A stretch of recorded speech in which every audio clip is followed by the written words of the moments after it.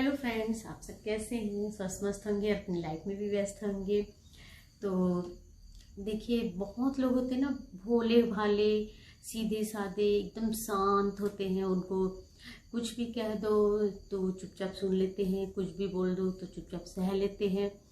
तो ऐसे लोगों की टॉपिक में मैं बात करना चाह रही थी, क्योंकि सीधे साधे होना अच्छी बात है, भोला भाला भी रहना चाहिए, लेकिन हर चीज की एक सीमा होती है, हर चीज की एक हद होती है, हर एक चीज का एक लिमिटेशंस होता है। तो हमें सीधे साधे भोले भाले रहने चाहिए, लेकिन हमें उससे नुकसान ना हो। यदि हमें उस चीज से नुकसान हो रहा है तो हमें, हमारा भोलापन सही नहीं है, हमारा भोले होने का, हमारा सीधा साधा होने का कोई मतलब नहीं। क्योंकि आजकल की जो दुनिया है चालाक लोगों से भरी पड़ी है। और बहुत सारे ऐसे लोग होते हैं जो सीधे साधे होते हैं, भोले भाले, वो बाद में उनको बहुत ज़्यादा तकलीफ होती है जब उनको, उनके साथ कुछ घटना हो जाती है, उनके साथ कुछ गलत हो जाता है, तब वो बाद में रियलाइज करते हैं और सोचते हैं कि मेरी गलती की वजह से हुई, या फिर मैं गलत था। तो जो भोले भाले लोग होते हैं वो दूसरों पे कभी भी ब्लेम नहीं डालते, वो दूसरों को गलत नहीं ठहराते, वो स्वयं पर ही, अपने ऊपर ही सब चीजों को ले लेते हैं। उन्हें लगता है कि उनकी ही गलती थी, पर ऐसा नहीं है। तो आइए हम इसी टॉपिक पे बात करते हैं कि भोलापन होना सही है, लेकिन भोलापन छोड़ के हमें स्मार्ट बनना है, हमें चालाक बनना है। चालाक बनने का मतलब हमें सातिर या बदमाश या शैतान जैसा चालाक नहीं बनना है। चालाक बनने का मतलब है कि हमें, हमारा भोलापन के साथ साथ हमें स्मार्टनेस होना चाहिए कि हम अपने साथ हो रहे गलत चीजों को भी समझ सके। क्या होता है ना, कई बार आजकल सिंपल सा एग्जांपल देती हूँ, जैसे कि आजकल लोगों के पास, सभी के पास मोबाइल होता है और सभी के पास ऑनलाइन बैंकिंग का जमाना है। तो आजकल लोगों की फॉल्स कॉल आती रहती है, मतलब झूठे कॉल आते रहते हैं। कई बार कोई या तो आपको बैंकिंग का बहाना करके आपसे बैंक की डिटेल्स ले लेता है, या कभी कभी कोई ये भी करता है कि आपकी लॉटरी लगी है, या आपका ये लगा है, या गिफ्ट्स आए हैं, ऐसा बोल के आपके बैंक डिटेल्स ले लेते हैं, क्रेडिट कार्ड है या डेबिट कार्ड है जो भी, और उससे वो शॉपिंग कर लेते हैं। और बाद में जब आप लूट जाते हैं तब आपको पता चलता है कि अरे, जब बाद में आप मैसेज आते हैं आपको कि आपके अकाउंट से इतने पैसे निकल गए, तो तब आपको समझ आता है। तो ये मैं एग्जांपल इसलिए दे रही थी कि लोग ऐसे ही अपनी बातों में फंसा कर, जब वो लोग कॉल करते तो कैसे मीठी मीठी बातों से कि सर आपका बैंक अकाउंट का हमें डिटेल्स चाहिए, आपकी प्रॉब्लम्स है या आपका अपडेट करना है, ऐसे बहाने बनाते हैं। तो लोग, जो ध्यान भी रखना है आपको, जैसे कि आप कहीं चले जाते हैं, हॉस्पिटल ही गए, किसी हॉस्पिटल में आप किसी से मिलने गए, कोई रिश्तेदार बीमार है या कोई पारिवारिक सदस्य है या कोई दोस्त है, तो आप जाते हैं वहाँ, अचानक से आपको उनके साथ जाना पड़ रहा है, तो आप पहले जाके वहाँ पे पूछताछ कीजिए, अच्छे से जानकारी लीजिए, और चाहे उपचार से संबंधित हो या उस व्यक्ति से मिलने से संबंधित हो या उसके स्वास्थ्य से संबंधित जानकारी, उसके बाद ही आप समझे। यदि आपको कोई कुछ कह देता है कि नहीं आपको ये करना है, पैसे जमा कराना है, या आपको मेडिसिन दिया गया है, ये करना है, वो करना है, तो उनकी बातों में ना आए। आप पहले तसल्ली कर लीजिए।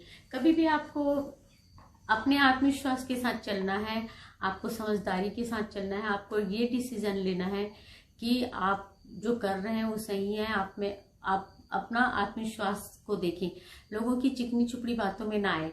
यदि आप उससे संबंधित जानकारी लेना है तो आप एक दो लोगों से पूछताछ करें और सर्च करें। आजकल तो इतने सारे सोशल मीडिया में माध्यम है जिसके द्वारा आपको जानकारी मिल सकती है। तो लोगों की बातों में आना छोड़ें। लोगों की बातों में आने से अच्छा है कि आप अपना सेल्फ डिसीजन लें, स्वयं से जानकारी पढ़कर, इंटरनेट के थ्रू, जैसे भी चाहे, लोगों के थ्रू, या फिर उस डिपार्टमेंट या संबंधित जगह से लेकर जानकारी आप उसके बारे में जानें और समझें। देखिए, हमें अपना भोलापन बरकरार रखते हुए, अपने अच्छाइयों को बरकरार रखते हुए, हमें अपने आप में स्मार्टनेस लाना है, हमें आत्मविश्वास लाना है, और हमें अच्छे और बुरे की पहचान करनी है, ताकि हम कभी भी गलत लोगों की बातों का शिकार ना हो, हमारे साथ कोई दुर्घटना ना हो, या हमारे साथ गलत व्यवहार ना हो, और हमें उसके लिए बाद में ना पछताना पड़े। तो इसके लिए, जैसे कहते हैं ना कि यदि आपको किसी ने धोखा दिया है तो पहली बार तो आप उसे इग्नोर कर दीजिए या सोच लीजिए कि गलती हो गई। लेकिन आपको कोई दूसरी बार धोखा देता है, आपके साथ गलत करता है, तो आप उस चीज को याद रखिए और दूसरी बार उसकी बातों में मत आइए। यदि आप दूसरी बार किसी की बातों में आते हैं तो यहाँ पर आप गलत हैं, आपको शर्माना चाहिए, आपको सोचना चाहिए कि आपने जानबूझकर उस धोखेबाज के साथ फिर से आपने रिश्ता रखा, या आप उसकी बातों को माने, या उसकी बातों में आकर आपने वह कार्य किया जो आपको नहीं करना था। तो कहने का मतलब ये है कि हमेशा आपको सतर्क रहना है, सावधान भी रहना है और अपने अच्छाइयों को भी बनाए रखना है, ताकि सामने वाले को ये ना लगे कि आप बुरे हैं या आपका बुरा व्यवहार नहीं होना चाहिए। आपके व्यवहार भी वैसे ही अच्छे होने चाहिए, लेकिन आप में समझदारी होनी चाहिए कि हमें भी रखना है आपको। जैसे कि आप कहीं चले जाते हैं, हॉस्पिटल ही गए, किसी हॉस्पिटल में आप किसी से मिलने गए, कोई रिश्तेदार बीमार है या कोई पारिवारिक सदस्य है या कोई दोस्त है, तो आप जाते हैं वहाँ, अचानक से आपको उनके साथ जाना पड़ रहा है, तो आप पहले जाके वहाँ पे पूछताछ कीजिए, अच्छे से जानकारी लीजिए, और चाहे उपचार से संबंधित हो या उस व्यक्ति से मिलने से संबंधित हो या उसके स्वास्थ्य से संबंधित जानकारी, उसके बाद ही आप समझे। यदि आपको कोई कुछ कह देता है कि नहीं आपको ये करना है, पैसे जमा कराना है, या आपको मेडिसिन दिया गया है, ये करना है, वो करना है, तो उनकी बातों में ना आए। आप पहले तसल्ली कर लीजिए। कभी भी आपको अपने आत्मविश्वास के साथ चलना है, आपको समझदारी के साथ चलना है, आपको ये डिसीजन लेना है कि आप जो कर रहे हैं वो सही है। आप अपना आत्मविश्वास को देखें, लोगों की चिकनी चुपड़ी बातों में ना आए। यदि आप उससे संबंधित जानकारी लेना है तो आप 1-2 लोगों से पूछताछ करें और सर्च करें। आजकल तो इतने सारे सोशल मीडिया में माध्यम है जिसके द्वारा आपको जानकारी मिल सकती है। तो लोगों की बातों में आना छोड़िए।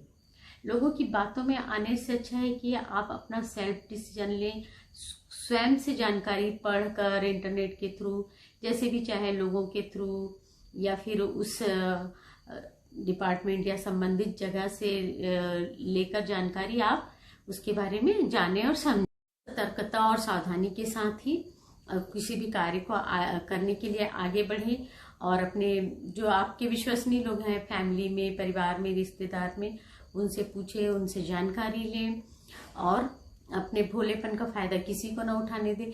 हमें अच्छा होना है, हमारा भोलापन हमारी एक क्वालिटी है, उसे अपना अवगुण मत बनाइए, उसकी अपनी कमजोरी मत बनाइए, ताकि आपकी इस भोलेपन का, इस अच्छाई का लोग गलत फायदा ना उठाएं और आप कहीं गलत जगह ना फंसे। तो अपने भोलेपन को बरकरार रखते हुए अपने आत्मविश्वास को जगाकर अपने आप में स्मार्टनेस लाएं और स्मार्टनेस के साथ काम करें। लोगों पर आंख बंद कर विश्वास ना करें। तो कहने का मतलब है कि आप भोलापन छोड़े, स्मार्ट बने और आत्मविश्वासी बने। इससे आपकी लाइफ सुगम होगी और लोग आपका भोलेपन का फायदा भी नहीं उठाएंगे। तो मैं अपना ब्लॉग यहीं कंप्लीट करती हूँ। तो मेरा ये ब्लॉग कैसा लगा आप लोग कमेंट्स के द्वारा बताइएगा, और मेरे चैनल को सब्सक्राइब नहीं किया तो प्लीज़ सब्सक्राइब जरूर कीजिएगा, और मुझे कमेंट्स में ज़रूर बताइएगा कि मेरी बातें आप लोगों को कैसी लगती है, और मुझे आप लोगों का प्यार और दुलार इसी तरह मिलते रहे। इन्हीं शुभकामनाओं और आशा के साथ नमस्कार।